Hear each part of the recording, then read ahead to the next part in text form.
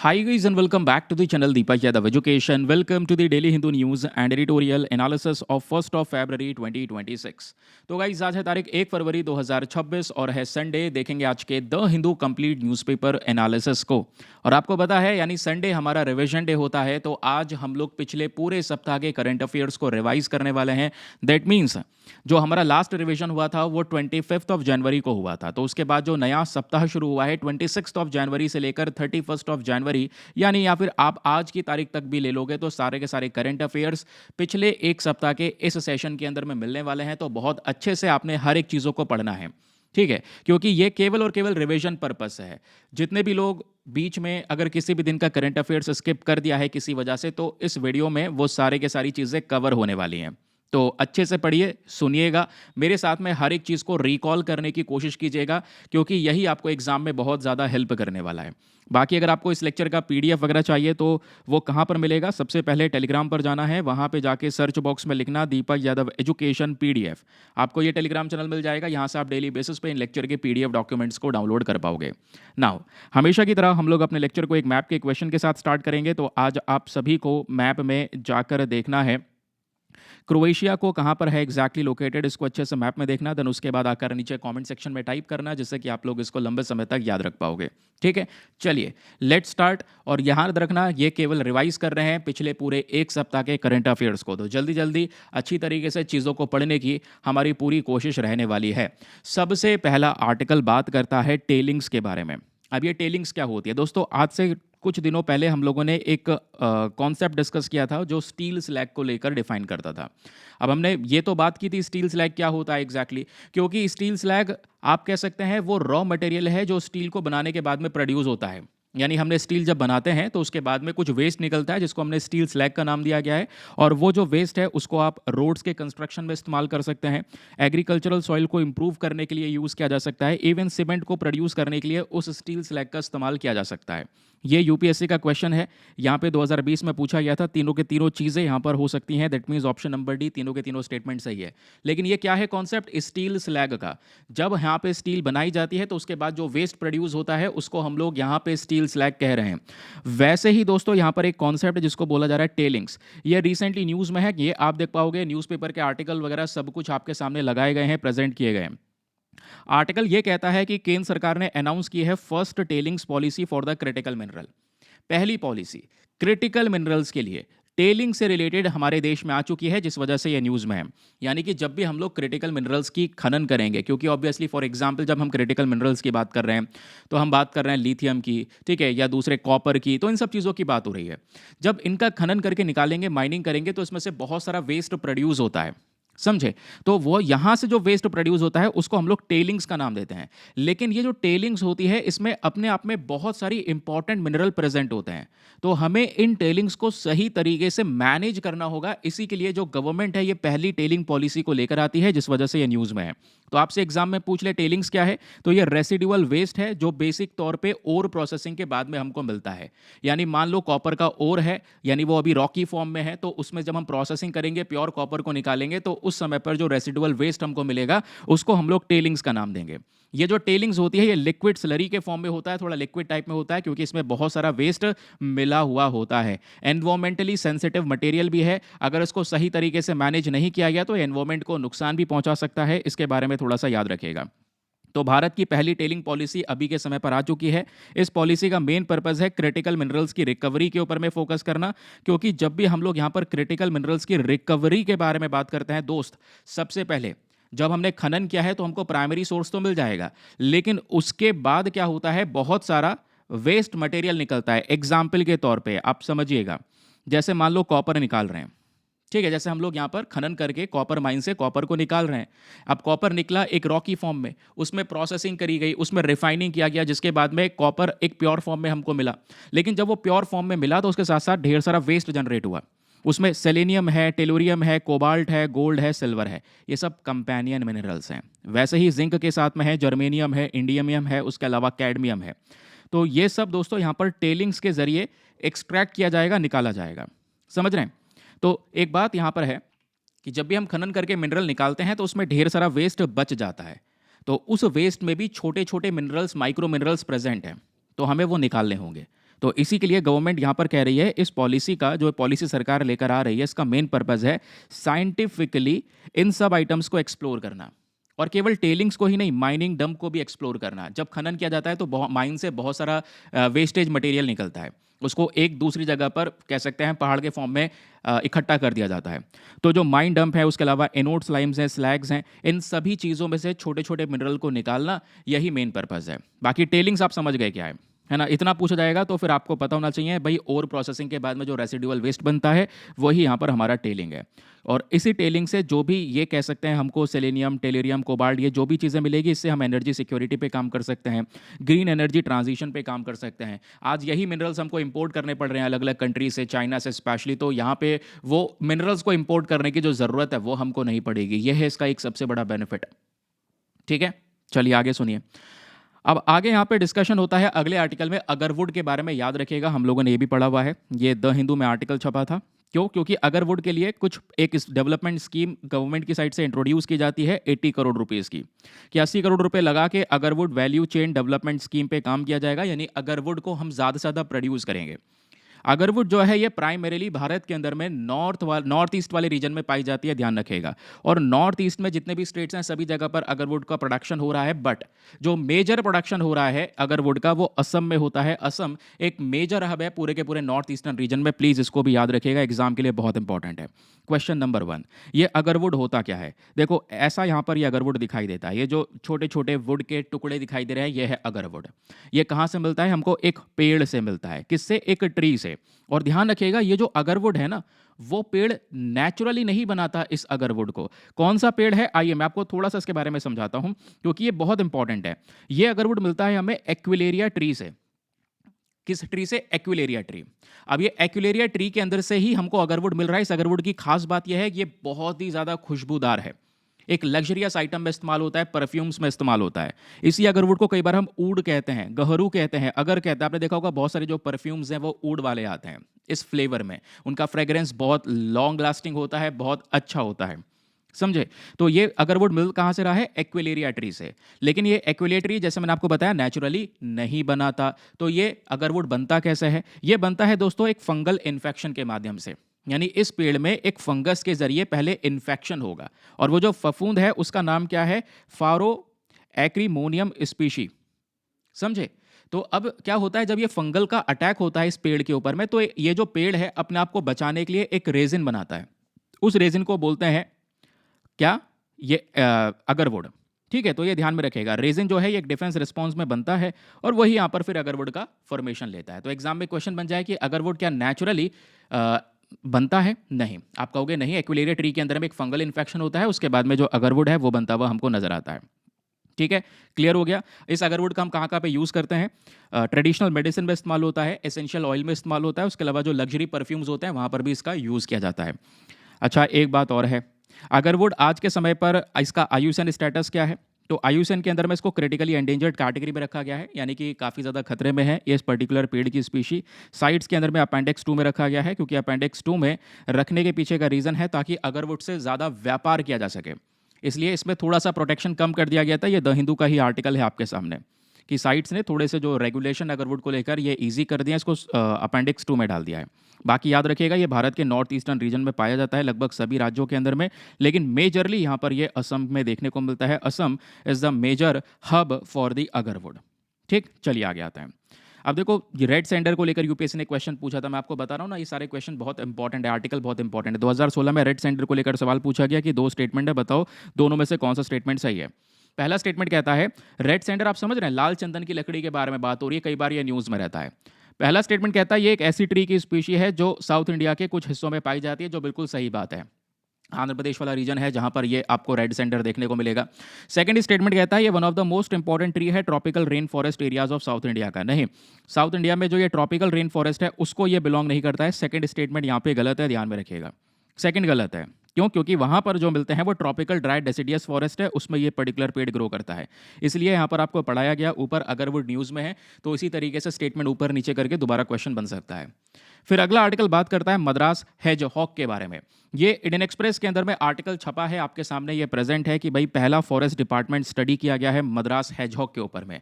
Hedgehog की दुनिया में 17 स्पीशीज पाई जाती हैं, जिसमें से 3 प्रजातियां भारत में पाई जाती हैं और 3 में से एक है मद्रास हैजहॉग। और मद्रास हैजहॉग की जब बात कर रहे हैं तो ये नीचे तमिलनाडु से बिलोंग करने वाली पर्टिकुलर स्पीशी है। आज तक इसके ऊपर में किसी भी प्रकार की कोई स्टडी नहीं की गई है, फर्स्ट टाइम पहली स्टडी शुरू की गई है, जिस वजह से ये न्यूज़ में है। और कारण क्या है न्यूज़ में रहने का, वो मैंने आपको बताया। आइए सबसे पहले हैजहॉग के बारे में बात करते हैं। एक छोटे साइज का ये मैमल है, इसको कई बार हम बेयर बिलाइड हैजहॉग के नाम से भी जानते हैं। अब जब आपने इसका फोटो देखा तो दिखाई दे रहा है इसके बॉडी के ऊपर में बहुत सारे कांटे हैं, स्पाइक्स है। और इस स्पाइक्स का ये हेल्प करके अपने आप को रोल करके एक बॉल बना लेता है। जब ये बॉल बना लेता है अपने आप को, ये क्यों बनाता है? ताकि जो दूसरा जानवर है इस पे अटैक ना कर सके। अटैक करे तो यहाँ पर ये अपने आप को बचाव कर सके, अपने डिफेंस पर्पज से ही अपने आप को बॉल बनाता है। आप कहोगे वैसे ही जैसे पेंगोलिन बनाता है, बिल्कुल आप सही समझ रहे हैं। पेंगोलिन भी अपने आप को बचाने के लिए अपने आप को बॉल बना लेता है, बॉल की शेप में ले लेता है, ठीक है। तो ध्यान में रखिएगा, इसके बॉडी के ऊपर में बहुत सारे शार्प स्पाइंस है, कांटे हैं, अपने आप को बॉल में कन्वर्ट कर लेता है। ये एक नॉकटर्नल स्पीशी है, रात में ज़्यादा एक्टिव रहता है। और ये कहाँ कहाँ पे पाया जाता है? मद्रास हैजहॉग की बात हो रही है तो स्पेशल तौर पे ये पेनिनसुलर इंडिया में ही एंडेमिक है, यानी केवल और केवल पेनिनसुलर इंडिया वाले रीजन में ये देखने को मिलेगा। तमिलनाडु, केरला, आंध्र प्रदेश और कर्नाटका वाले हिस्से में ध्यान रखिएगा, और ये कहीं नहीं पाया जाता। एक उसके बाद बात आती है कंजर्वेशन स्टेटस की। यह है सबसे इंपॉर्टेंट पोर्शन, एग्जामिनेशन में कुछ क्वेश्चन बनेंगे तो इसी रीजन से बनेंगे। कंजर्वेशन स्टेटस में मद्रास हैजहॉग आईयूसीएन के अंदर में लीस्ट कंसर्न कैटेगरी में कवर किया गया है। चिंता की कोई बात नहीं है, बहुत सारी जो स्पीशीज हैं मद्रास हैजहॉग की वो करंट समय पर प्रेजेंट है। थ्रेट क्या है इसका? थ्रेट है hunting due to the myth. कई बार क्या होता है, माना जाता है इस मद्रास हैजहॉग के मीट के अंदर में बहुत सारी मेडिसिनल प्रॉपर्टीज हैं, है ना, दवाइयों का काम कर सकता है, तो कई बार इसके कंजम्पशन के लिए इसको मार दिया जाता है। तो ये मद्रास हैजहॉग की बात हो गई। बाकी जो मैं आपको पेंगोलिन के बारे में बता रहा था, ये रहा वो पेंगोलिन। ये भी अपने आप को अपने आप के बचाव के लिए अपने आप को इस तरीके से रोल कर लेता है जैसे ये आप देख पा रहे होंगे। ठीक है, क्लियर हो गया? प्लीज इसको याद रखिएगा क्योंकि ये यूपीएससी ने सवाल पूछा हुआ है। यह है 2021 का प्रीलिम्स का question. Consider the following animals. ये आपको 3 एनिमल दिए गए हैं, हैजहॉग, मैरमोट एंड पेंगोलिन। ये कहते हैं कि बताओ तीनों में से वो कौन कौन सी प्रजाति हैं जो अपने आप को प्रोटेक्ट करने के लिए एक बॉल के शेप में अपने आप को कन्वर्ट कर लेती हैं, रोल अप कर लेती हैं। तो इसमें से कौन कौन सी हैं? हैजहॉग तो है भाई, पेंगोलिन भी है, मैरमोट नहीं है। मैरमोट यहाँ पर आप देख पाओगे तो एक स्क्विरल की स्पीशी है, गिलहरी वाली प्रजाति है, तो वो अलग है। यहाँ पर 1 और 3 इज द करेक्ट आंसर, यानी ऑप्शन नंबर डी बिल्कुल करेक्ट है। क्लियर हो गया? मतलब आप समझ रहे हैं कि किस तरीके से क्वेश्चन पूछे जा रहे हैं और किस तरीके से जो आर्टिकल है ये आज हमारे न्यूज़पेपर में प्रेजेंट है। फिर एक आर्टिकल दोस्तों छपा था अभी, वो है फॉरएवर केमिकल्स को लेकर, जिसमें हम लोगों ने PFAS के बारे में बात की थी। PFAS को हम लोग फॉरएवर केमिकल के नाम से भी जानते हैं। आइए मैं आपको इसके बारे में बहुत विस्तार से समझाता हूँ ना। Question number 1, what exactly are the forever chemicals? ये फॉरएवर केमिकल क्या होते हैं? देखो नाम से पता चल रहा है ये वो केमिकल हैं जो सदा हमारे एनवायरनमेंट में रहने वाले हैं। इन केमिकल्स के थ्रू बहुत सारी चीज़ें आज के समय पर बन रही हैं, लेकिन अगर एनवायरनमेंट के अंदर में ये केमिकल को छोड़ दिया जाए तो ये लंबे समय तक, दशकों तक इसी तरीके से सर्वाइव करता रहेगा और ये इंसान के लिए बहुत ज़्यादा नुकसानदायक है। प्लीज़ इस बात को भी याद रखिएगा, ये ह्यूमंस के लिए बहुत ज़्यादा नुकसान क्रिएट कर सकता है। इससे कैंसर के इश्यूज वगैरह भी हो सकते हैं। ठीक है, अभी मैं आपको इसके बारे में समझाऊंगा। इस PFAS को हम क्या कहते हैं? इसको बोलते हैं पर एंड पोलीफ्लोरो एल्काइल सब्सटेंस। इसका ये एग्जैक्ट फुल फॉर्म है। इससे क्या क्या हो सकता है? अगर बॉडी के अंदर में, देखो क्या होता है ना, ये जो PFAS है आज बहुत सारी जगह पे इसका इस्तेमाल किया जाता है। जैसे नॉन स्टिक कुकवेयर, जो नॉन स्टिक पैन्स होते हैं या फिर आप कह सकते हैं नॉन स्टिक आइटम्स हैं, उनमें इस्तेमाल होता है। उसके अलावा आप देखोगे तो वाटर रेपेलेंट, उसके अलावा stain resistant fabrics, cosmetic, fire fighting foams, इन सभी जगह पर क्या इस PFAS का यूज़ किया जाता है। क्लियर? अब यहाँ पर क्या कहा जा रहा है कि जब ये इसका इस्तेमाल होता है for example non stick pan में, और एक व्यक्ति नॉन स्टिक पैन में लगातार खा रहा है, तब जब वो खाता है तो ये PFAS केमिकल उसके बॉडी के अंदर में धीरे धीरे करके एक्यूमुलेट होने लगता है। तो ये इंसानों में भी एक्यूमुलेट हो सकता है, जानवरों में भी एक्यूमुलेट हो सकता है। तो जब ये इकट्ठा होता है तो इकट्ठे होने के बाद में प्रॉब्लम क्या आ सकती है? ढेर सारे, जैसे यहाँ पर कोलेस्ट्रॉल बढ़ सकता है, किडनी या टेस्टिकुलर कैंसर्स हो सकते हैं, जो बर्थ रेट है वो और गिर सकता है, BP बहुत ज़्यादा हो सकता है, इवन कैंसर जैसी जो इश्यूज हैं वो भी हो सकते हैं। समझ रहे हैं? तो ये PFAS एक बहुत ही ज़्यादा खतरनाक केमिकल है आज के समय पर, जो एनवायरनमेंट में लंबे समय तक टिका रहता है। और इस केमिकल का इस्तेमाल किया जाता है बहुत सारी चीज़ों को बनाने के लिए, नॉन स्टिक कुकवेयर को बनाने के लिए, उसके अलावा फूड पैकेजिंग में, टेक्सटाइल कॉस्मेटिक्स में, फायर फाइटिंग फोम में, इन सभी जगह पर इस्तेमाल किया जाता है इस PFAS का। समझे? तो इससे आज पानी भी प्रदूषित हो रहा है, फूड में भी ये मिल रहा है, कंज्यूमर प्रोडक्ट्स में भी है, जगह जगह पर है, जिससे इम्यूनिटी कमज़ोर हो जाती है और भी डिफरेंट टाइप्स ऑफ प्रॉब्लम शुरू हो जाती हैं। और ये जो फॉरएवर केमिकल है, इसको आज स्टॉकहोम कन्वेंशन के थ्रू रेगुलेट भी किया जाता है। प्लीज़ प्रीलिम्स के लिए ये बात याद रखिएगा। जो स्टॉकहोम कन्वेंशन होता है ना, एक एग्रीमेंट है, दुनिया भर की कंट्रीज उसमें साथ में आती हैं और वो कहती हैं कि भाई हमें इस केमिकल को, इस फॉरएवर केमिकल को रेगुलेट करना होगा, कंट्रोल करना होगा, क्योंकि ये धीरे धीरे करके प्रॉब्लम्स क्रिएट कर रहा है। तो आई होप आप यहाँ पर इन सब चीज़ों को समझ चुके होंगे। लेकिन अभी कुछ दिनों पहले द हिंदू में ये आर्टिकल छपता है कि बहुत सारी कंपनीज क्या कर रही हैं, PFAS के बारे में जब जागरूकता फैल चुकी है, लोगों को पता चल चुका है, तो इसका एक नया सब्सटीट्यूट मार्केट में इस्तेमाल कर रही हैं। यानी कि दूसरे केमिकल्स का इस्तेमाल किया जा रहा है दोस्तों यहाँ पर PFAS को लेकर। जब मैं दूसरे केमिकल्स की बात कर रहा हूँ तो यह है न्यूज़ में 9ClPF3ONS और ClPFNPA। प्लीज़ इसको याद रखिएगा, एग्जाम में यहाँ से आप लोगों से क्वेश्चन पूछे जा सकते हैं। ये देखिए, द हिंदू में आर्टिकल में मेंशन किया गया है, क्योंकि ये वाला जो केमिकल है दोस्तों, ये आज लगभग 68% ऑफ पीपल के अंदर में टेस्ट करने पे पाया गया। ठीक है, और ये जो ClPFNPA है, ये फर्स्ट टाइम डिटेक्ट किया गया है इंसानों के खून के अंदर में।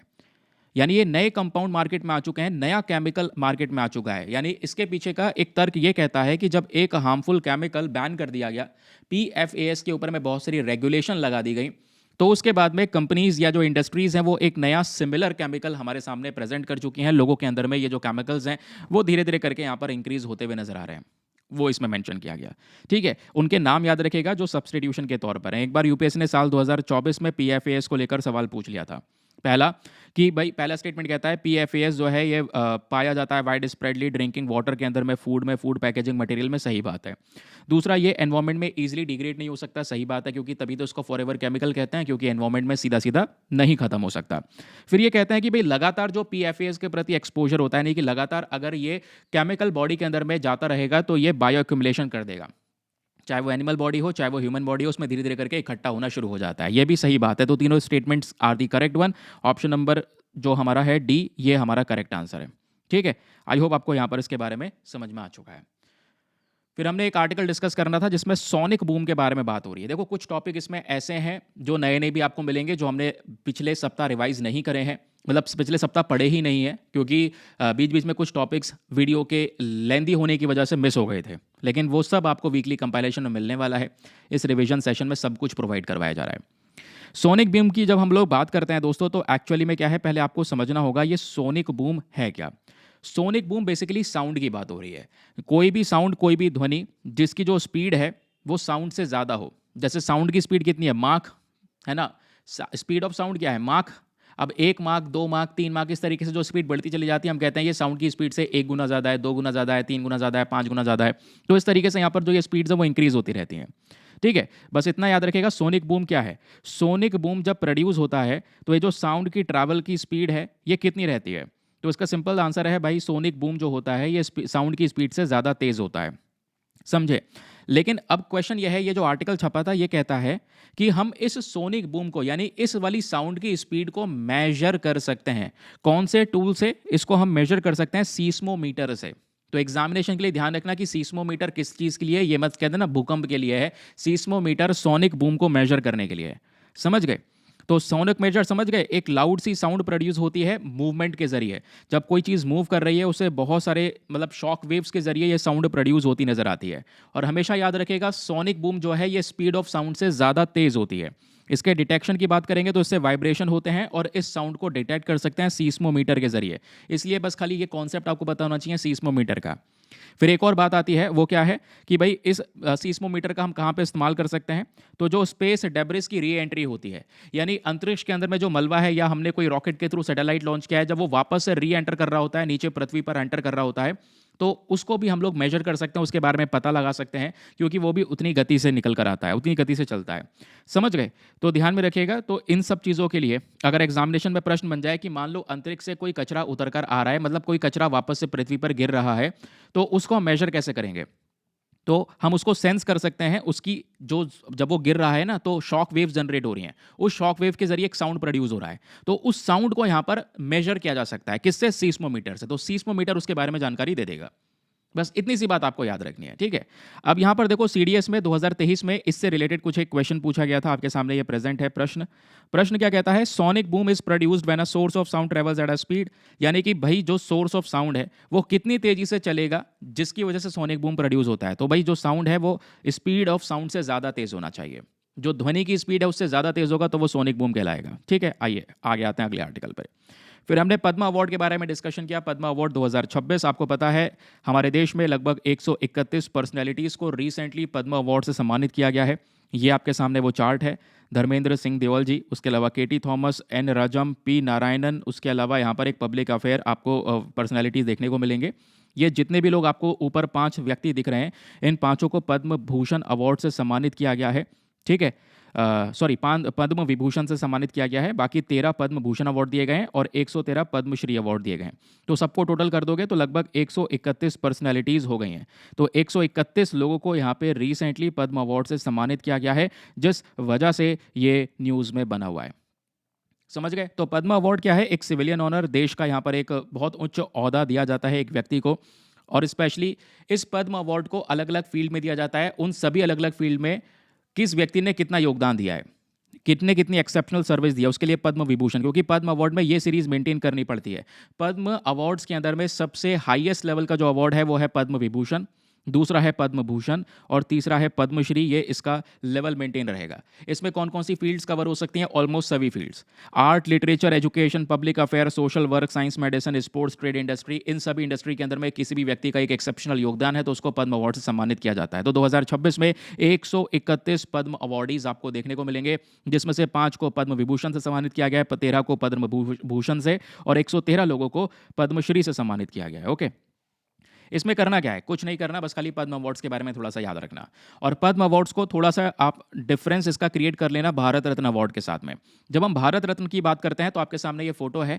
देखो जितने भी हाईएस्ट सिविलियन अवार्ड हैं, क्योंकि पद्म वाले अवार्ड्स ये भी ऑब्वियसली सिविलियन ऑनर अवार्ड्स हैं, लेकिन इसमें जो भारत रत्न है ये सबसे ऊंचे लेवल का अवार्ड है, सबसे ऊपर आता है। भारत रत्न की बात आती है तो ये हाईएस्ट सिविलियन अवार्ड है, जिसको 1954 में शुरू किया गया था, है ना। इसको यहाँ पे प्रधानमंत्री रिकमेंड करते हैं प्रेसिडेंट को, जिसके वजह से ये अवार्ड दिया जाता है। एक एक्सेप्शनल मतलब सर्विस दी है किसी व्यक्ति ने, उसके लिए भारत रत्न अवार्ड से उसको सम्मानित किया जाता है, ठीक है। और एक साल में 3 लोगों को, मतलब एक साल में कह सकते हैं पर्टिकुलरली मैक्सिमम 3 जो ये भारत रत्न अवार्ड है वो दिए जा सकते हैं। कितने, 3 भारत रत्न अवार्ड दिए जा सकते हैं, ठीक है। आगे सुनिएगा। फिर वैसे ही पद्म अवार्ड्स की बात करेंगे तो 1954 में इसको शुरू किया गया। इसमें पद्म विभूषण, भूषण, श्री, इस तरीके से ये अवार्ड्स हैं। रिपब्लिक डे पे इसको हर साल अनाउंस करते हैं। पद्म अवार्ड कमेटी जो है ये इसको रेकमेंड करती है। और पद्म अवार्ड को इतिहास में, क्योंकि जब ये शुरू हुए 1954 में, तो उसके बाद अगर आप देखोगे तो 1978 से लेकर 1979 और 1993 से लेकर 1997 के बीच का ये टाइम पीरियड है, जिस दौरान इन पद्म अवार्ड्स को नहीं दिया गया था। बीच में सस्पेंड भी हुए हैं ये 2 बार। ये बेसिक सी बात है जो याद रखना है, क्योंकि यहीं से क्वेश्चन बन जाएगा। ये देखो यूपीएससी का 2021 का प्रश्न आपके सामने प्रेजेंट है। 3 स्टेटमेंट बताना है, तीनों में से कौन सा स्टेटमेंट सही है। पहला कि भारत रत्न और पद्म अवार्ड को क्या हम एक टाइटल के तौर पे इस्तेमाल कर सकते हैं संविधान के आर्टिकल 18 क्लॉज 1 के तहत? बिल्कुल नहीं। कहने का मतलब ये है कि संविधान का आर्टिकल 18 क्लॉज 1 जो फंडामेंटल राइट है, ये आपको एक अधिकार देता है। जैसे आपने अकेडमिक बहुत बड़ा अचीवमेंट करा है तो वो डिग्री का नाम आप अपने नाम के आगे जोड़ सकते हैं, ठीक है, टाइटल ऐड कर सकते हैं, नो प्रॉब्लम। कोई मिलिट्री कमांडर है तो उसका टाइटल वो ऐड कर सकता है। लेकिन कोई अवार्डी है जिसको ये अवार्ड मिला है एग्जैक्टली, वो अगर टाइटल में अपने नाम के आगे बार बार ये जोड़ता रहेगा कि मैं ये वाला अवार्डी हूँ, मैं ये वाला अवार्डी हूँ, तो वो टाइटल के आगे ये जोड़ नहीं सकता। समझ रहे हैं ना। तो ये जो भारत रत्न या पद्म अवार्ड है, ये आर्टिकल 18 क्लॉज 1 के अंदर में एक टाइटल के तौर पे इस्तेमाल नहीं किया जा सकता। पहला स्टेटमेंट रॉन्ग है। दूसरा, पद्म अवार्ड जो है इसको इंस्टीट्यूट किया गया था 1954 में, शुरुआत की गई थी और एक बार सस्पेंड हुआ है, नहीं 2 बार सस्पेंड हुआ है। अभी हम लोगों ने ये डिस्कशन किया। फिर number of Bharat Ratna award जो है ये मैक्सिमम 2 5 हैं इन अ पर्टिकुलर ईयर, यानी भारत रत्न अवार्ड एक साल में 5 लोगों को दिया जा सकता है। कहोगे ये भी गलत है, अभी पढ़ा 3 लोगों को दिया जा सकता है, 5 लोगों को नहीं। तो तीनों के तीनों स्टेटमेंट्स यहाँ पर गलत हैं और यही पूछा गया है कौन सा स्टेटमेंट नहीं सही है। तीनों नहीं सही हैं, तो option number D is the correct answer. फिर हमने डिस्कशन किया था एक्सो माइनर प्लस प्लस के बारे में। एक प्लैनेट स्पॉटर है। तो एक्सो माइनर क्या है दोस्तों? नासा का एआई मॉडल है जिसका मेन पर्पस है एक्सो प्लैनेट को डिटेक्ट करना। ठीक है, बस इतना याद रखिएगा, एग्जाम में यही पूछा जाएगा। एक्सो माइनर प्लस प्लस रिसेंटली चर्चाओं में था, ये क्या है? नासा का एआई मॉडल। पर्पस क्या है? एक्सोप्लैनेट का पता लगाना। एक्सोप्लैनेट क्या होते हैं? एक्सोप्लैनेट वो वाले ग्रह होते हैं जो हमारे सौर मंडल से बाहर है, यानी सोलर सिस्टम से बाहर जितने भी प्लैनेट्स हैं वो एक्सोप्लैनेट्स कहलाएंगे। ठीक है, दैट्स इट, इतना याद रखिएगा। फिर उसके बाद हमने एक आर्टिकल डिस्कस किया था रिगार्डिंग द गवर्नर एड्रेस। ये बेसिकली एडिटोरियल था उस पर्टिकुलर डे का। इसमें बात यह हो रही थी कि भाई जो गवर्नर हैं, जब भी देखो नई सरकार बनती है, फॉर एग्जांपल लोकसभा में जब नई सरकार बनी 2024 के अंदर में, तो प्रेसिडेंट नए सेशन की शुरुआत करते हुए एक स्पीच देते हैं, एड्रेस देते हैं। वैसे ही राज्य सरकार के स्टेज में भी ये सब कुछ है। स्टेट में क्या होता है दोस्तों? स्टेट में भी जैसे गवर्नर है, स्टेट में जैसे भाई सेंट्रल गवर्नमेंट पे जैसे प्रेसिडेंट बैठे हैं, वैसे ही स्टेट लेवल पर गवर्नर बैठा है, राज्यपाल बैठा है। तो जब स्टेट लेजिस्लेटिव असेंबली यानी नई सरकार बनी है, विधानसभा में सारे लोग शामिल हैं, सेशन की शुरुआत हो रही है, सेशन की शुरुआत होते हुए गवर्नर एड्रेस होता है। गवर्नर एड्रेस मतलब सरकार गवर्नर को एक स्पीच प्रिपेयर करके देती है कि भाई पढ़नी है आपको ये स्पीच। समझ रहे हैं? अब ये स्पीच पढ़नी है, ये पढ़नी पड़ती है उन्हें, मतलब एक राइट है, ऑब्वियसली बात है, संविधान भी कहता है भी पढ़नी चाहिए उस व्यक्ति को। लेकिन आजकल क्या हो रहा है, क्योंकि उस स्पीच में क्या होता है, आप क्वेश्चन ये भी होगा, उस स्पीच में बेसिकली सरकार आगे भविष्य में क्या क्या करने वाली है, कौन कौन सी पॉलिसीज लेकर आएगी, वो सब बातें होती हैं। तो गवर्नर क्या कर रहे हैं, बहुत सारे राज्यों में वो स्पीच पढ़ते ही नहीं है, या एक दो लाइन पढ़ के चले जाते हैं, या रिसेंटली जो कुछ इशू हुआ है कि वो इन्होंने पढ़ा ही नहीं, वो सीधा उठ के चले गए। तो ये कुछ दिक्कतें यहाँ पर आज के समय पर हो रही हैं। तो ये कह रहे हैं कि भाई जो गवर्नर के एड्रेस करने की पावर है, ये बहुत ज़रूरी पावर है। संविधान के अंदर में आर्टिकल नंबर 175 और आर्टिकल नंबर 176, इस पूरे एडिटोरियल से केवल 2 आर्टिकल आपने ये याद रखने हैं, इसके अलावा कुछ याद नहीं रखना है। आर्टिकल 175 एंड आर्टिकल 176, इन दोनों में गवर्नर के एड्रेस को लेकर बात की गई कि गवर्नर को एड्रेस करना चाहिए। आर्टिकल 76 कहता है भाई शैल वर्ड यूज करता है कि करना ही चाहिए गवर्नर को। गवर्नर के पास में मतलब इसको छोड़ने का कोई एक्सक्यूज नहीं होना चाहिए, ये स्पीच पढ़नी होगी उन्हें। क्योंकि जो गवर्नर है, कोई गवर्नर पॉलिटिकल एक्टर नहीं है, कोई अलग से इंडिपेंडेंट आप उसको पॉलिटिकल एक्टर मान रहे हैं कि भाई इसके पास में ये सारी पावर्स है, कोई पावर नहीं है गवर्नर के पास।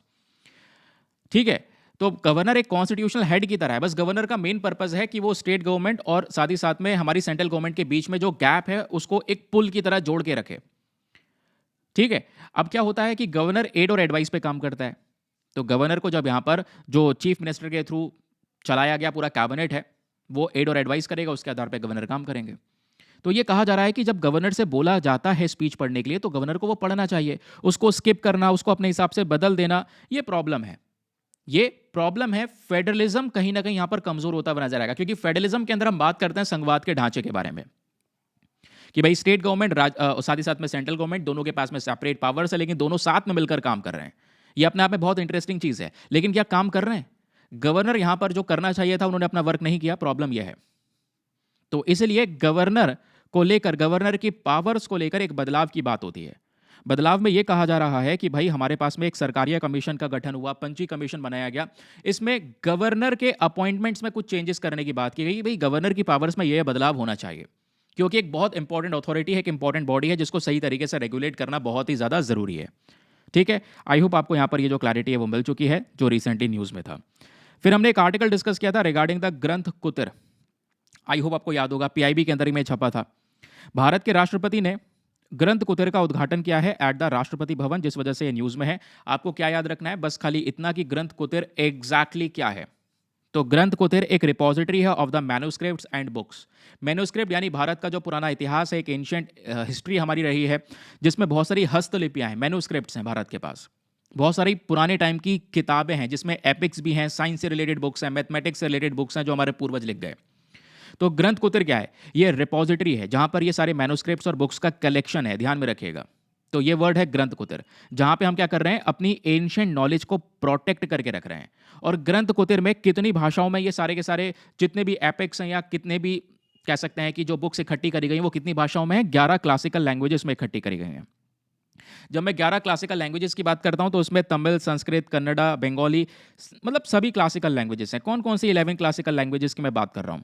इसमें तमिल है, संस्कृत है, तेलुगु है, कन्नड़ा है, मलयालम है, उड़िया है, मराठी है, बंगाली है, आसामीज है, प्राकृत है और पाली है। ये सारी क्लासिकल लैंग्वेजेस हैं।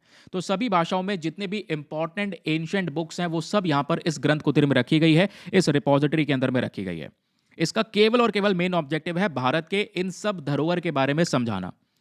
हमारा मेन उद्देश्य है इसको डिजिटाइज करना, इसका प्रोटेक्शन करना है। आप कहोगे ये तो ज्ञान भारतम मिशन का है। हाँ, जो ज्ञान भारतम मिशन हम लोगों ने शुरू किया है उसमें भी यही मेन पर्पज़ है कि भारत की जो एंशिएंट नॉलेज है उसको हम डिजिटाइज कर सकें, उसको ऑनलाइन प्रोवाइड करवा सकें, लोग उसको यहाँ पर रीड कर सकें, पढ़ सकें।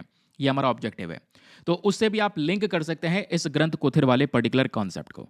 आई होप आपको ये क्लैरिटी मिल चुकी है। तो कई बार ऐसे क्वेश्चन बन जाते हैं, जैसे अभी हमने 11 क्लासिकल लैंग्वेजेस के बारे में पढ़ा कि भाई 11 की 11 क्लासिकल लैंग्वेजेस में ये ग्रंथ कुतर को रिसेंटली मतलब इन सभी भाषाओं में जितने भी टेक्स्ट हैं उन सबको इकट्ठा किया गया है, कलेक्ट किया गया है। तो 2014 का क्वेश्चन कहता है कंसिडर द फॉलोइंग लैंग्वेजेस, 3 भाषाएं हैं, इनमें से पूछता है कि बताओ कौन कौन सी हैं जिसको क्लासिकल लैंग्वेज डिक्लेयर किया गया है। तो उसका सही उत्तर है option number 2 and 3। Gujarati classical language नहीं है, बट कन्नड़ा तेलुगु को क्लासिकल लैंग्वेज के तौर पर कंसिडर किया गया है। फिर हमने एक आर्टिकल डिस्कस किया था रिगार्डिंग द ASC अर्जुन। ये बेसिकली एक रोबोट की बात हो रही है। आपके सामने आर्टिकल है कि भाई इंडियन रेलवे ने एक ह्यूमनाइड रोबोट को डेप्लॉय किया है। कहां पर? विशाखापट्टनम रेलवे स्टेशन आंध्र प्रदेश के अंदर में ASC अर्जुन नाम का जो रोबोट है वो इंडियन रेलवेज ने फर्स्ट टाइम डिप्लॉय किया है। ये रोबोट मदद करेगा ताकि जो हमारा स्टेशन है उस पर क्राउड को अच्छी तरीके से मैनेज किया जा सके, क्राउड को असिस्ट करने के लिए, या इवन जो हमारे रेलवे प्रोटेक्शन फोर्स होती हैं, RPF होता है, उनको सपोर्ट करने के लिए ये पर्टिकुलर रोबोट को लेकर आया गया है। इसमें कौन कौन सी टेक्नोलॉजी का इस्तेमाल किया गया है? फेस रिकग्निशन टेक्नोलॉजी है, AI बेस्ड क्राउड मॉनिटरिंग है कि भाई कोई भीड़ भड़का है तो उसको कैसे ये मॉनिटर करेगा, और अगर कुछ ज़्यादा आपदा आ रही है तो रियल टाइम अलर्ट करना, किसी पे शक है तो उसके बारे में इन्फॉर्म करना, अनाउंसमेंट करना, ये सारा काम ये रोबोट करेगा। नाम याद रखिए, ASC अर्जुन रोबोट। एग्जाम में प्रश्न बने ये किस चीज़ से रिलेटेड है तो पता होना चाहिए कि भैया इसको विशाखापट्टनम रेलवे स्टेशन पे डिप्लॉय किया गया है। इससे रिलेटेड मिलते जुलते क्वेश्चन कुछ एग्जामिनेशन में पूछे गए। For example BPSC 70th prelims re exam 2025 का ये क्वेश्चन है। इसमें पूछ लिया गया name of the first 3D printed humanoid robot in India. Bharat का पहला 3D प्रिंटेड ह्यूमनाइड रोबोट, उसका नाम है Manav. Option number D is the correct answer. मतलब पैटर्न है कि हाँ ऐसे क्वेश्चन बन जाते हैं, तो इसका थोड़ा बहुत यहाँ पर याद रखना जरूरी है। फिर एक आर्टिकल हमने डिस्कस किया था regarding the global investment trends monitor report. तो एक रिपोर्ट दोस्तों मार्केट में प्रस्तुत हुई है। कौन सी रिपोर्ट? Investment trend monitor report. इसको global investment trend monitor report कह लो या फिर world investment trend monitor report कह लो। तो ये रिपोर्ट रिसेंटली पब्लिश हुई है जिसमें ये पता चला है कि कौन से कंट्री में कितना इन्वेस्टमेंट आया है। तो इंडिया के अंदर में खुद ये रिपोर्ट कहती है FDI इनफ्लो बढ़ा है, यानी बाहर से जो इन्वेस्टमेंट आया है वो इंक्रीज हुआ है। कितना? 2025 में 73% से बढ़ोतरी हुई है। तो भारत में पूरे के पूरे 2025 वाले साल में $47 बिलियन का इन्वेस्टमेंट आया है रिगार्डिंग दिस FDI। ठीक है, इसमें करना क्या है? एक तो ये नंबर याद रखना कि यहाँ $47 बिलियन का इन्वेस्टमेंट भारत में आया। दूसरा जो आपको मेन चीज याद रखनी है वो है इस पर्टिकुलर रिपोर्ट के बारे में, global investment trend monitor report. इसको कौन रिलीज करता है? तो रिलीज करने वाली बॉडी है UNCTAD। प्लीज इसको याद रखिएगा। UNCTAD क्या है एग्जैक्टली सुनिएगा। जब हम लोग बात करते हैं इस पर्टिकुलर बॉडी के बारे में, तो यही United nation conference on trade and development, इस बॉडी को 1964 में बनाया गया था। इसका हेडक्वार्टर कहाँ पर है? जेनेवा स्विट्जरलैंड के अंदर में। UN की ही एक प्रिंसिपल बॉडी भी है ये। इसका मेन फोकस क्या होता है? जितनी भी डेवलपिंग कंट्रीज हैं, एमर्जिंग इकोनॉमीज हैं, उनके बारे में, उनका ट्रेड कितना हुआ है, उनमें इन्वेस्टमेंट कितना हो रहा है, उनको लेकर ये रिपोर्ट लाता है। तो UNCTAD दोस्तों 5 प्रकार की रिपोर्ट पब्लिश करता है। प्लीज ये पांचों रिपोर्ट्स के नाम याद रखिए। आपके सामने ये डिटेल है पांचों रिपोर्ट की। पहली रिपोर्ट है वर्ल्ड इन्वेस्टमेंट रिपोर्ट, जिसके बारे में भी हम डिस्कशन कर रहे हैं। फिर उसके बाद the trade and development report, then उसके बाद the least developed countries report, then information economy report, and then technology and innovation report. ये रिपोर्ट UNCTAD पब्लिश करता है। एग्जामिनेशन में ये क्वेश्चन बन सकता है। बाकी ये रिपोर्ट क्या है, कौन पब्लिश करता है, ये मैंने आपको बता दिया। एक बार 2010 में प्रीलिम्स में ऐसे ही सवाल पूछ लिया गया। ये 3 कंट्रीज हैं UNCTAD के अकॉर्डिंग। बताओ इनमें से एमर्जिंग इकोनॉमीज कौन कौन सी हैं, उभरती हुई अर्थव्यवस्थाएं कौन कौन सी हैं। तो ये तीनों के तीनों हैं। Option number D is the correct answer. ठीक, चलिए फिर हम लोगों ने एक आर्टिकल डिस्कस किया था कि how will the US exit affect the international solar alliance. यहाँ पे हम लोगों ने इंटरनेशनल सोलर अलायंस के बारे में डिस्कशन किया था। ये आपके सामने न्यूज़पेपर का एक पर्टिकुलर एडिटोरियल है। इंटरनेशनल सोलर अलायंस एक ऐसा ग्रुप है जो सोलर एनर्जी को प्रमोट करने की बात करता है। इस ग्रुप की नींव रखने वाला कंट्री है दोस्तों इंडिया और फ्रांस। इन दोनों ने मिलकर साल 2015 में जो climate change, Paris climate change agreement हुआ था, उसी दौरान इस इंटरनेशनल सोलर अलायंस की नींव रखी। आज लगभग 120 से ज़्यादा कंट्रीज़ हैं जो इसके पार्टिसिपेटरी हैं, इसका हिस्सा हैं। सभी यूनाइटेड नेशन की जो कंट्रीज़ हैं, जो 190 के आसपास यूनाइटेड नेशन के मेंबर्स हैं, वो सब इसको ज्वाइन कर सकते हैं, लेकिन सब ने अभी ज्वाइन नहीं किया है, ध्यान में रखिएगा। तो इंडिया फ्रांस ने कोलैबोरेट करके इंटरनेशनल सोलर अलायंस की शुरुआत की थी। और मैंने आपको बताया कि कॉन्फ्रेंस ऑफ पार्टी 21 वाली जो मीटिंग है जो 2015 में हुई थी, तो उस दौरान ये कॉन्सेप्ट को इंट्रोड्यूस किया गया। तो अभी क्वेश्चन यह है कि हम ये क्यों डिस्कस कर रहे हैं, क्योंकि अमेरिका ने इंटरनेशनल सोलर अलायंस को 2021 में ज्वाइन किया। अब ये कहा जा रहा है कि यूएसए कह रहा है हम इस अलायंस से बाहर निकल रहे हैं, कि भाई इस अलायंस में कुछ ज़्यादा फायदा नहीं है, इसमें बहुत सारा पैसा हमें इन्वेस्ट करना पड़ रहा है, फंडिंग करनी पड़ रही है, तो हम इससे बाहर निकलना चाहते हैं। यह यूएसए का कहना है। तो क्वेश्चन यह है, क्या यूएसए जब बाहर निकलेगा तो इसका कोई इंपैक्ट पड़ेगा भारत के ऊपर में? ये कहता है नहीं भाई, क्या इंपैक्ट पड़ेगा? यूएसए एग्जिट कर जाएगा, कोई इंपैक्ट नहीं पड़ेगा। यूएसए केवल 1% के हिसाब से फंडिंग संभालता था आईएसए की, अगर चला जाएगा तब भी फंडिंग हम लोग मेंटेन करते रहेंगे, दैट्स इट। और कुछ नहीं है इस आर्टिकल में। आपको जो याद रखना है वो याद रखना है इंटरनेशनल सोलर अलायंस एग्जैक्टली क्या है, कब एस्टेब्लिश किया गया, हेडक्वार्टर, लीडरशिप मैंने आपको इंडिया फ्रांस की बताई दी है, मेंबर कंट्रीज 120 के आसपास हैं, यूनाइटेड नेशन के सभी मेंबर्स इसका हिस्सा बन सकते हैं, बट करंट समय पर इसका हिस्सा अभी के लिए नहीं है। सभी यूनाइटेड नेशन मेंबर्स इसका हिस्सा नहीं है। ये 2016 का ये क्वेश्चन है यूपीएससी का। 2 स्टेटमेंट है, बताना है दोनों में से कौन कौन सा स्टेटमेंट सही है। पहला स्टेटमेंट कहता है इंटरनेशनल सोलर अलायंस को लॉन्च किया गया था United nation climate change conference 2015 में। कहोगे बिल्कुल सही बात है, 2015 में लॉन्च किया गया। सेकंड स्टेटमेंट है इस अलायंस के अंदर में यूनाइटेड नेशन के सभी मेंबर्स प्रेजेंट है। क्या ये स्टेटमेंट सही है? गलत है, क्योंकि यूनाइटेड नेशन के सभी मेंबर्स तो आज भी इंटरनेशनल सोलर अलायंस का हिस्सा नहीं है, याद रखिएगा। तो पहला स्टेटमेंट सही, option number A, one only is the correct answer. फिर हमने इंडिया और यूरोपियन यूनियन के फ्री ट्रेड एग्रीमेंट के बारे में डिस्कशन किया, मदर ऑफ ऑल एग्रीमेंट के बारे में। ये आर्टिकल छपा था कि भाई भारत और यूरोपियन यूनियन के बीच में जो फ्री ट्रेड एग्रीमेंट साइन हुआ है, ये अभी तक की सबसे बड़ी ट्रेड डील है। इस डील के अंदर में 25% ग्लोबल जीडीपी को कवर किया जा रहा है, 2 बिलियन पीपल को आपस में जोड़ा गया है। इससे क्या होगा, इस फ्री ट्रेड एग्रीमेंट से इंडिया और यूरोप आपस में जो व्यापार करते हैं उसमें एक दूसरे को टैक्स पर छूट देंगे, जिससे हमारा जो सामान है एक दूसरे के कंट्रीज में सस्ता बिकेगा, लोग ज़्यादा खरीदेंगे, ज़्यादा एक्सपोर्ट्स होगा, ज़्यादा प्रोडक्शन बढ़ेगा, एम्प्लॉयमेंट जनरेशन होगा, क्योंकि वो सामान बनाने के लिए भाई एम्प्लॉयमेंट जनरेशन तो करना पड़ेगा ना। तो इससे दोनों कंट्रीज की जो इकॉनमीज है वो ग्रो होती हुई नजर आएंगी। इसलिए इस पर्टिकुलर फ्री ट्रेड एग्रीमेंट को साइन किया गया है। इसमें जो भारत एक्सपोर्ट करता है जितना भी सामान यूरोपियन यूनियन को, क्योंकि यूरोपियन यूनियन में 27 देश हैं, एक एग्रीमेंट से 27 देशों का एक्सेस हमको मिल रहा है। और इन यूरोपियन यूनियन के कंट्रीज में जितना भी हम इन्वेस्टमेंट करते हैं, जितना भी पैसा देते हैं, उसका 99% से ज्यादा ट्रेड हमारा फ्री होने वाला है, उस पर टैक्स पे छूट मिलने वाली है। और ये मैंने आपको बता ही दिया है कि भाई पिछले 6 सालों के अंदर में भारत का ये 8वां फ्री ट्रेड एग्रीमेंट है। तो इंडिया ने बहुत सारे फ्री ट्रेड एग्रीमेंट साइन कर लिए हैं। जैसे फॉर एग्जांपल अभी यूरोपियन यूनियन और भारत का एफटीए है 2026 का, which is the mother of all trade deals. फिर ऐसे ही 2021 में मॉरिशस और भारत के बीच में हुआ, फिर यूएई के साथ हुआ 2022 में, फिर उसके बाद 2022 में ऑस्ट्रेलिया के साथ, 2024-25 में ईएफटीए ग्रुप के साथ, फिर यूके के साथ में सेटा एग्रीमेंट साइन किया, ओमान के साथ सेपा एग्रीमेंट, न्यूजीलैंड के साथ एफटीए एग्रीमेंट। तो पिछले 6 सालों में 8 free trade agreements India sign कर चुका है अलग अलग कंट्रीज के साथ में। ठीक है, फिर हमने एक आर्टिकल डिस्कस किया था इंडियन ओशन नेवल सिंपोजियम के बारे में, वेरी वेरी इंपॉर्टेंट आर्टिकल। ये क्या है, ये आपके सामने द हिंदू का टॉपिक है, ये ग्रुप रिसेंटली न्यूज में था। आपको क्या याद रखना है कि भाई इंडियन ओशन नेवल सिंपोजियम है क्या। इंडियन ओशन में बहुत सारे देश आते हैं। अगर आप एक पर्टिकुलर मैप देखोगे तो इंडियन ओशन के आसपास कितने सारे कंट्रीज प्रेजेंट हैं, अफ्रीका के ये कंट्रीज हैं, उसके अलावा ये साउथ एशिया की कंट्रीज हैं, साउथ ईस्ट एशिया है, ऑस्ट्रेलिया है, ये सब देश बीच में आइलैंड नेशंस हैं। तो ये सब क्या है, इंडियन ओशन नेवल सिंपोजियम का हिस्सा है। तो इंडियन ओशन नेवल सिंपोजियम में लगभग आप देख पाएंगे 36 कंट्रीज हैं या 34 लिटरल स्टेट्स आपको देखने को मिलेंगे। इसमें से जो मेंबर्स हैं इंडियन ओशन नेवल सिंपोजियम के, वो सारे मेंबर्स ये हैं। साउथ एशिया से बिलोंग करने वाले ये कंट्रीज मेंबर्स हैं, वेस्ट एशिया से ये हैं, ईस्ट अफ्रीका से ये मेंबर्स बिलोंग करते हैं इस particular Indian ocean naval symposium में। ठीक है, इस ग्रुप को जो बनाया गया है ना, ये एक वॉलंटरी नेवल फोरम है, याद रखिएगा। स्वैच्छिक इच्छा से, अपनी खुद की इच्छा से ये इन सब कंट्रीज ने एक ग्रुप बना लिया। ये कह रहे हैं भविष्य में कभी जरूरत पड़ेगी, कोई ये मिलिट्री अलायंस नहीं है, ध्यान रखिएगा। एग्जाम में प्रश्न बन जाएगी Indian ocean naval symposium is a military alliance, yes और नो? नो, ये मिलिट्री अलायंस नहीं है, ये खुद का वॉलंटरी यानी खुद की इच्छा से एक बनाया गया ग्रुप है इन सब कंट्रीज के थ्रू। ये चाहते हैं कि इंडियन ओशन में कभी भी भविष्य में कोई तकलीफ होती है, मैरीटाइम कोऑपरेशन करना होगा, तो उस दौरान ये सब कंट्रीज साथ में मिलकर आ सकती हैं, रेस्क्यू ऑपरेशन चला सकती हैं। ये है बेसिक तौर पे मेन पर्पस। और इस इंडियन ओशन नेवल सिंपोजियम में 9 कंट्रीज ऐसे हैं जो ऑब्जर्वर कंट्रीज हैं। प्लीज इस बात को भी याद रखेगा, observer countries China, Germany, Italy, Japan, south Korea, Madagascar, Netherland, Russia, उसके अलावा स्पेन, ये ऑब्जर्वर कंट्रीज है। इसके ऑफिशियल मेंबर्स नहीं है, इंडियन ओशन के आसपास भी नहीं है, ये दूर प्रेजेंट है, लेकिन ऑब्जर्वर कंट्रीज है। भविष्य में कभी भी हो सकता है इसको एक मेंबर के तौर पर दर्जा दिया जा सके।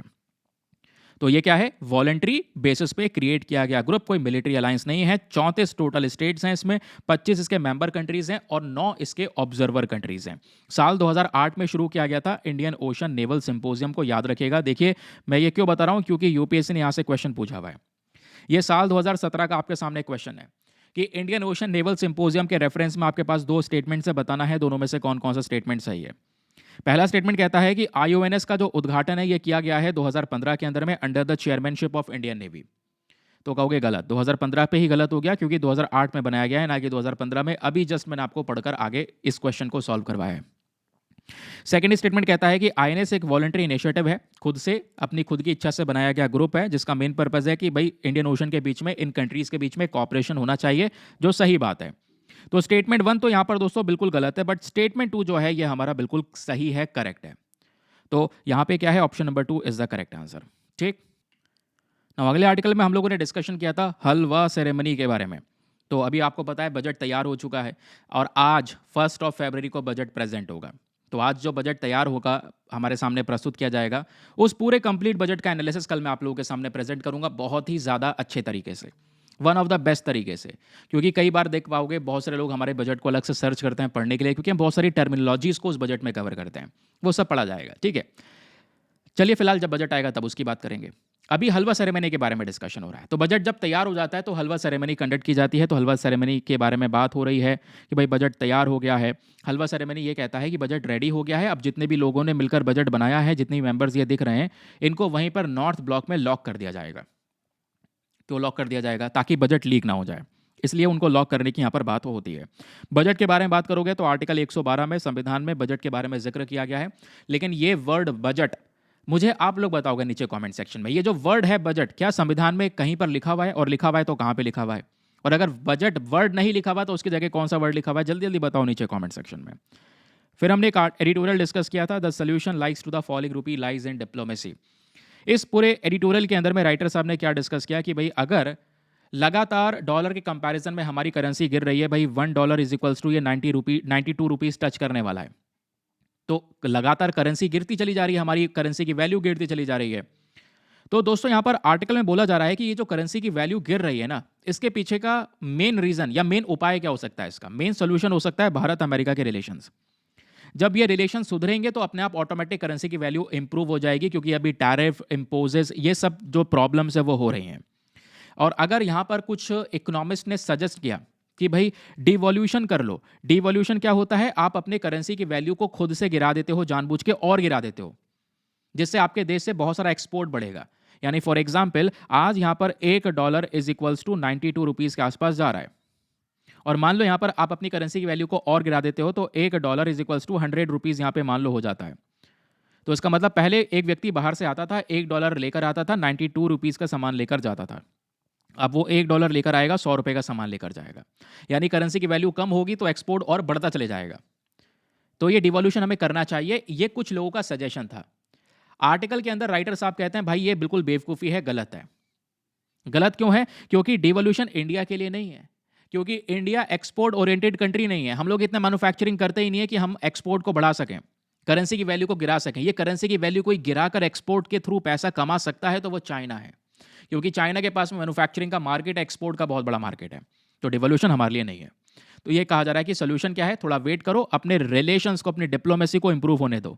जो प्रॉब्लम है रूपी में आज के समय पर, ये डिप्लोमेटिक नहीं, सॉरी, ये डिप्लोमेटिक प्रॉब्लम है, यानी रिलेशंस के अंदर दिक्कत आ रही है, इसकी वजह से प्रॉब्लम है, नॉट द इकोनॉमिक प्रॉब्लम। क्योंकि अभी हमारा इकोनॉमिक सर्वे आया है जिसमें सब कुछ अच्छा बताया गया है, जीडीपी ग्रोथ हो रही है, इन्फ्लेशन यहाँ पर कंट्रोल में है, तो ये इकोनॉमिक प्रॉब्लम नहीं है। जब रिलेशंस इंप्रूव होंगे तो ऑटोमेटिक यहाँ पर क्या होगा, सिचुएशन इंप्रूव होती हुई नजर आएगी। ठीक। फिर यहाँ पर एक एडिटोरियल और डिस्कस किया, शशि थरूर साहब का आर्टिकल है कि India the beautiful but first India the functional. Bharat बहुत सुंदर है। टूरिज्म के बारे में बात हो रही है, और कल इकोनॉमिक सर्वे मैंने आपको पढ़ाया तो मैंने आपको बताया टूरिज्म बड़ा है देश में, इंटरनेशनल टूरिस्ट भी इंडिया में आए हैं, बहुत अलग अलग तरीके से टूरिज्म हुआ है। लेकिन राइटर साहब कहते हैं टूरिज्म जो होता है ये एक्सपीरियंस होता है। आप अपना एक्सपीरियंस शेयर करते हैं। आप कहीं पर किसी देश घूमने जाओगे, आकर मैं आपसे पूछूंगा कि भाई आपका एक्सपीरियंस, पहला क्वेश्चन क्या रहेगा? एक्सपीरियंस कैसा रहा बताओ। आप कहोगे नहीं यार अच्छा नहीं था एक्सपीरियंस, तो फिर वहां पे जाने से इंसान इग्नोर करेगा। तो एक्सपीरियंस मैटर करता है। यहाँ पर केवल अट्रैक्शन नहीं है। अट्रैक्शन की जब हम लोग बात कर रहे हैं, तो जब भी हम लोग अट्रैक्शन की बात करते हैं तो अट्रैक्शन में एग्जैक्टली क्या है दोस्तों? यहाँ पर बात हो रही है अट्रैक्शन को लेकर कि भाई खूबसूरती तो है, लेकिन अगर बेसिक सर्विस नहीं है वहाँ पर, बेसिक सर्विस मतलब रोड वगैरह खराब हैं, लोगों का बिहेवियर अलग था, तो इस तौर पे एक्सपीरियंस खराब हो जाता है। तो राइटर साहब यानी शशि थरूर साहब कहते हैं भारत को 3 प्रॉब्लम्स पे काम करना होगा। एक इमेज के ऊपर में काम करना होगा, अपने देश में सेफ्टी साफ सफाई का ध्यान रखना ज़रूरी है, अपने देश का इंफ्रास्ट्रक्चर इंप्रूव करना ज़रूरी है कि भाई जितने भी मॉन्यूमेंटल एरियाज़ है जहाँ पे लोग घूमने जा रहे हैं वहाँ पे प्रॉपर मात्रा में टॉयलेट्स हो, प्रॉपर कनेक्टिविटी हो, रोड अच्छे हों। और इंडिया के पास में आज प्रॉब्लम खुद की एक बहुत बड़ी है, वो क्राउड है, बहुत बड़ी भीड़ है, बिहेवियर लोगों का सिविक सेंस, उसके अलावा सर्विस कल्चर, तो इसको इंप्रूव करने की ज़रूरत है, जिससे क्या होगा, लोगों का एक्सपीरियंस इंप्रूव होगा। और जब टूरिस्ट का एक्सपीरियंस इंप्रूव होगा तो बहुत ज़्यादा लोगों को रेकमेंड करेंगे, हमारे देश में टूरिस्ट अट्रैक्शन बढ़ेगा और बहुत सारी अर्निंग हम कर सकते हैं। आज दुनिया में बहुत सारी कंट्रीज जिनकी इकॉनमी केवल और केवल टूरिज्म बेसिस पे ग्रो कर रही है, वो बात यहाँ पर मेंशन की जा रही है। चलिए अगला आर्टिकल बात करता है चाइना इंपोर्ट्स ब्राजीलियन सोयाबीन।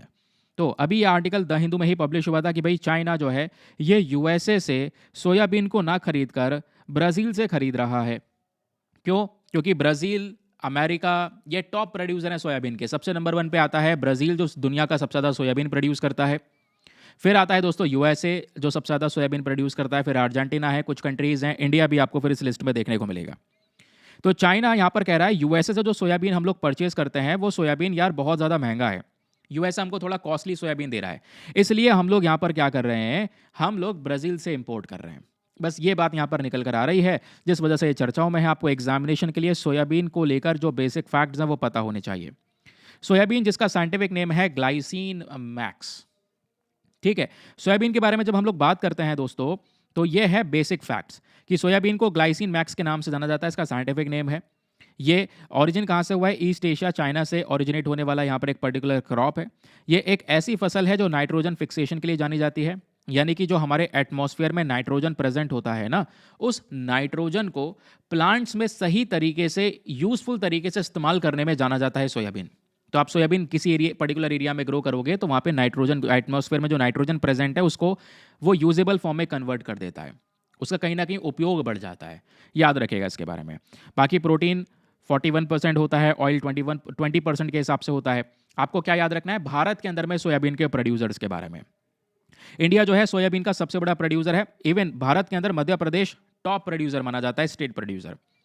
दुनिया का सबसे बड़ा प्रोड्यूसर सोयाबीन का कौन है? ब्राजील। ठीक है। इंडिया में कौन सा राज्य सबसे ज्यादा प्रोडक्शन करता है? तो वो है मध्य प्रदेश। याद रखेगा भारत 5वें नंबर पर आता है in terms of soybean production in the world, पूरे दुनिया में। ये मैंने आपको इसलिए पढ़ाया, साल 2022 में इस तरीके से क्वेश्चन पूछ लिया गया कि कुछ क्रॉप्स के नाम दिए गए और पूछा गया कि बताओ इनमें से नाइट्रोजन फिक्सिंग क्रॉप कौन कौन सी है जो नाइट्रोजन को फिक्स करने की क्षमता रखती है अपने अंदर। ठीक है, यानी कि वो एटमॉस्फेरिक नाइट्रोजन को यूजेबल फॉर्म में कन्वर्ट कर सकता है। और ये कैसे करता है? एक जड़ के माध्यम से। इनमें एक रूट होता है जिसको बोलते हैं राइजोबियम। ठीक है, इसको याद रखिएगा। तो ये नाइट्रोजन को फिक्स करता है राइजोबियम सिम्बायोसिस के माध्यम से। सोयाबीन में भी ये पर्टिकुलर जो फैसिलिटी है वो देखने को मिलती है। तो इसका करेक्ट आंसर है 1, 3 एंड 4। ये कुछ क्रॉप्स आपको देखने को मिलेंगे जो नाइट्रोजन को फिक्स करने के लिए जाने जाते हैं। तो एग्जामिनेशन में इस तरीके से जो क्वेश्चन है वो पूछ लिए जाते हैं। फिर हमने एक आर्टिकल डिस्कस किया था regarding ethanol blending and food security.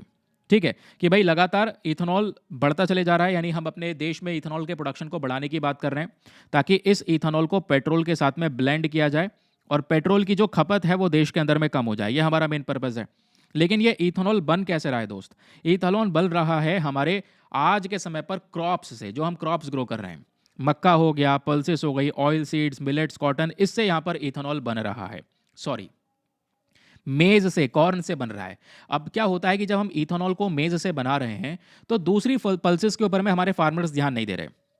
दो फार्मर दालें कम उगा रहे हैं, ऑयल सीड्स कम उगा रहे हैं, मोटे अनाज कम उगा रहे हैं, बाजरा, जोवर, रागी जैसे अनाज बहुत कम उगा रहे हैं, जिससे देश में प्रॉब्लम्स आ सकती है फूड सिक्योरिटी को लेकर। प्रॉब्लम क्या आ सकती है कि भाई जब आप इन सब चीज़ों को ग्रो नहीं करोगे तो इन सब चीज़ों का शॉर्टेज हो जाएगा। और आज दालें ज़रूरी हैं। दालों से आज इंडियंस डाइट के अंदर में थोड़ा बहुत प्रोटीन कंटेंट जो भी प्रेजेंट है वो दालों से प्रेजेंट है। समझ रहे हैं? तो बोला जा रहा है भाई इथेनॉल ब्लेंडिंग किस तरीके से आज ये, तो ये इथेनॉल ब्लेंडिंग किस तरीके से आज ये प्रॉब्लम क्रिएट कर रही है, ये बहुत ही ज़्यादा प्रॉब्लमेटिक है। इसको सुधारने की हमारी रिक्वायरमेंट है, क्योंकि जितनी भी फसलें हमने ऊपर डिस्कस की हैं ये सारी की सारी क्रॉप्स न्यूट्रिशनली क्रिटिकल हैं, न्यूट्रिशन के तौर पे बहुत ज़रूरी है। स्ट्रक्चरल डेफिसिट आपको देखने को मिल जाएगा, इनकी अगर कमी होगी तो ऑब्वियसली इससे न्यूट्रिशन के अंदर में एक असर पड़ेगा।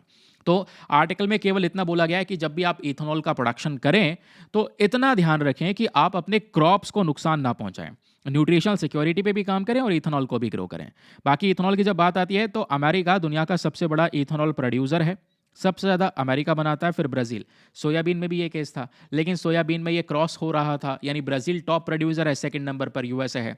इथेनॉल के मामले में आप देख पाओगे तो अमेरिका टॉप प्रोड्यूसर है, ब्राज़ील सेकंड नंबर पर है ना? इसको याद रखिएगा। ये यूपीएससी 2025 का क्वेश्चन इस तरीके से पूछ लिया गया। स्टेटमेंट नंबर 1 कि भाई 2 मेजर इथेनॉल प्रोड्यूसर जो है ब्राज़ील, अमेरिका, इनमें ब्राज़ील ज़्यादा प्रोड्यूस करता है इथेनॉल अमेरिका से। गलत, अमेरिका ज़्यादा प्रोड्यूस करता है क्योंकि अमेरिका फर्स्ट प्रोड्यूसर है।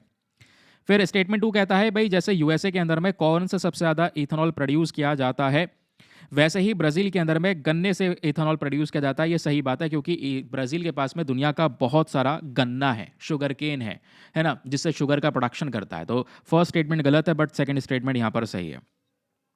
फिर हमने एक आर्टिकल डिस्कस किया था, एक एडिटोरियल डिस्कस किया था कि is India prepared for the end of globalisation. दुनिया में ग्लोबलाइजेशन का अंत हो रहा है, दुनिया शिफ्ट कर रही है ग्लोबलाइजेशन से मर्केंटिलिज्म की तरफ। क्या भारत इसके लिए प्रिपेयर है? नहीं। होता क्या है, पहले सुनिए ग्लोबलाइजेशन का मतलब क्या है।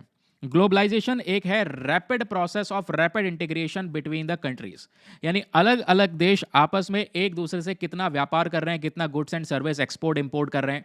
जितना ज़्यादा व्यापार खुला है देशों के बीच में, उसको हमने ग्लोबलाइजेशन के टर्म से डिनोट किया हुआ है।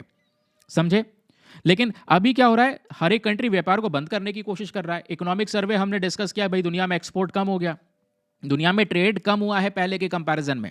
क्यों? टैरिफ स्ट्रक्चर की वजह से, या फिर आप कह सकते हैं ट्रेड वॉर आपको अलग अलग कंट्रीज में देखने को मिलेगा, उसकी वजह से। तो ये जो व्यापार है ये रेड्यूस होते हुए नजर आए हैं, प्लीज इस बात को याद रखिएगा।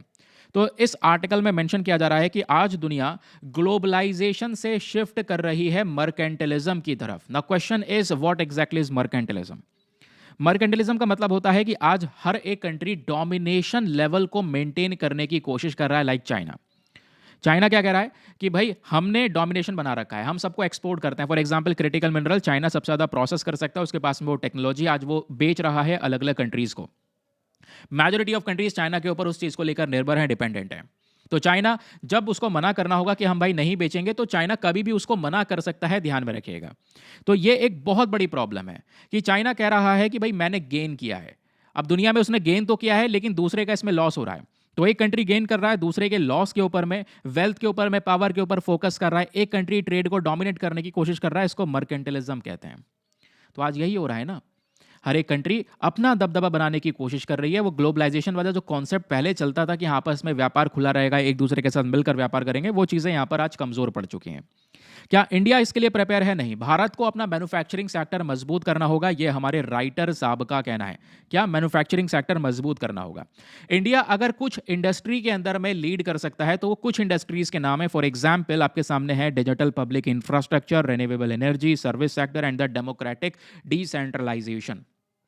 ये कुछ पर्टिकुलर इनिशिएटिव्स, या आप कह सकते हैं ये कुछ पर्टिकुलर अलग अलग इंडस्ट्रीज हैं, सेक्टर्स हैं जिसमें इंडिया लीड कर सकता है। लेकिन आज के समय को देखते हुए इंडिया को ब्रॉडर लेवल पर इन्वेस्टमेंट करने की ज़रूरत है, स्किल्स प्रोवाइड करवाने की ज़रूरत है, रिसर्च एंड डेवलपमेंट पे काम करने की ज़रूरत है, ताकि ज़्यादा से ज़्यादा हम लोग प्रोडक्शन कर सकें। ठीक है। फिर हमने एक आर्टिकल डिस्कस किया था पिग्मी हॉक को लेकर, ये आपके सामने प्रेजेंट है कि भाई पिग्मी हॉक की पॉपुलेशन कम हो रही है, भले ही ये खतरे में है प्रजाति, फिर भी पॉपुलेशन कम होती नजर आ रही है, इस आर्टिकल में मेंशन किया गया, जिस वजह से एनवायरमेंट के पर्सपेक्टिव से ये बहुत इंपॉर्टेंट है। पिग्मी हॉक क्या है? ये इस तरीके से आप देख सकते हैं, एक छोटा सा रेयरेस्ट वाइल्ड पिग है, एक जंगली सुअर, छोटी स्पीशी। लेकिन ये जो मैमल है ये बहुत ही रेयर है, बहुत ही ज़्यादा रेयर, क्योंकि बहुत कम मैमल की स्पीशी होती हैं जो अपना खुद का घोंसला बना रही हैं घासों का इस्तेमाल करके, ये बनाता है। पिग्मी हॉक गार्डन के अंदर में, इसको देखो कहाँ रहना पसंद है, जहाँ पर हरियाली है, बहुत ज़्यादा हेल्दी ग्रासेस है, घासेस हैं बड़ी बड़ी, इसको वहाँ पर रहना बहुत ज़्यादा पसंद है। ठीक है। जब ये वहां पर रहता है तो उन्हीं घासों का इस्तेमाल करके अपना घोंसला बनाता है, और वो भी छत वाला घोंसला, रूफ के साथ वाला, ये बहुत मैटर करता है ना। तो ये एक इसके बारे में इंटरेस्टिंग फैक्ट है, याद रखिएगा। बाकी एक बात और जो आप याद रख सकते हैं कि हाँ एग्जामिनेशन में क्वेश्चन बन जाए कि बताओ, कुछ मैमल के नाम दे देगा और पूछेगा इनमें से वो कौन सा मैमल है जो ग्रास नेट बनाता है विद रूफ, तो वो है पिग्मी हॉग। बाकी आप देख पाओगे ये जो पिग्मी हॉग है ये कहाँ कहाँ पर प्रेजेंट है। ये भारत में एक रेयर स्पीशी है जो केवल और केवल एंडेमिक है असम में, केवल असम में मिलेगा, असम में स्पेशली मानस नेशनल पार्क में, ओरंग नेशनल पार्क में। ठीक है। आईयूसीएन स्टेटस की बात करेंगे तो आज ये क्रिटिकली एंडेंजर्ड कैटेगरी में है, और क्रिटिकली एंडेंजर्ड कैटेगरी के साथ साथ जो वाइल्ड लाइफ प्रोटेक्शन एक्ट है उसमें इसको शेड्यूल 1 में रखा गया है। ठीक है। तो critical endangered and then schedule 1 में ये प्रजाति प्रेजेंट है। प्रीलिम्स 2013 का यहाँ पर एक इंपॉर्टेंट क्वेश्चन है कि भाई यहाँ पे 4 स्पीशीज के नाम दिए गए हैं और बताओ इनमें से नेचुरली भारत में कौन कौन सी प्रजाति पाई जाती है। स्टार टॉर्टोइस पाया जाता है, बिल्कुल पाया जाता है। मॉनिटर लिजर्ड बिल्कुल बहुत सारे राज्यों में देखने को मिलेगा।